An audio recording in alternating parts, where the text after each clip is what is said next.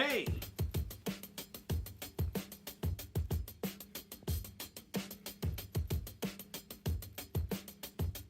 Hey, welcome back. It's Victor Dandridge coming to you live from my studio in Columbus, Ohio, representing Vantage In-House Productions. So we're here for Unconventional, and this one's kind of a sister piece to a recent add-on. So here's what we're going to talk about. Writers.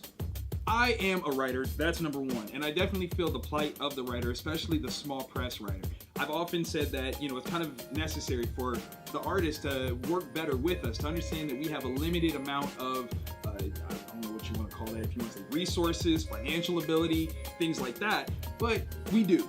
That's the bottom line. You can't eat off of us. That was the title of a former piece.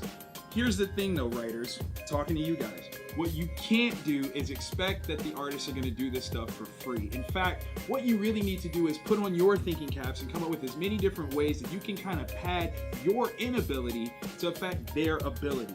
It's something that I kind of, played up on for a few years now. So here's some of the things that you can definitely do. Have you ever tried to pay for a table at a show? It's expensive. But an artist has a different sort of sales tactic or sale ability at a show. So maybe you can throw that into the mix. Instead of giving a person an outright page rate, offer to give them tables at a prestigious show. Something like C2E2, New York, a Wizard World show. Those are big deals and kind of hard to get into. You actually have to submit like an approval process, like 6 months at least to get into New York. Like that's serious, right? So if you can get them a table, that's a big deal. High platform, lots of exposure. That's one of the ways that word is actually a good thing.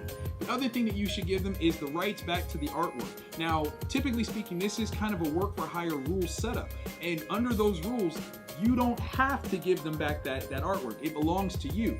But if they work for a super duper scaled down amount, you really should look at an opportunity for them to make back that money on the original art. One, it also gives them impetus to do like the most kick-ass artwork that they've ever done, because if they can turn around and turn that into more money, then they're more likely to do like the crazy awesome spread that is really going to drive the readership nuts. That's what we all want. We want something that is mutually beneficial. So kind of do that.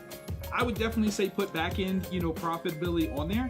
That's not a bad idea. It's something that, can work. It definitely is more of the long-term profitability ventures.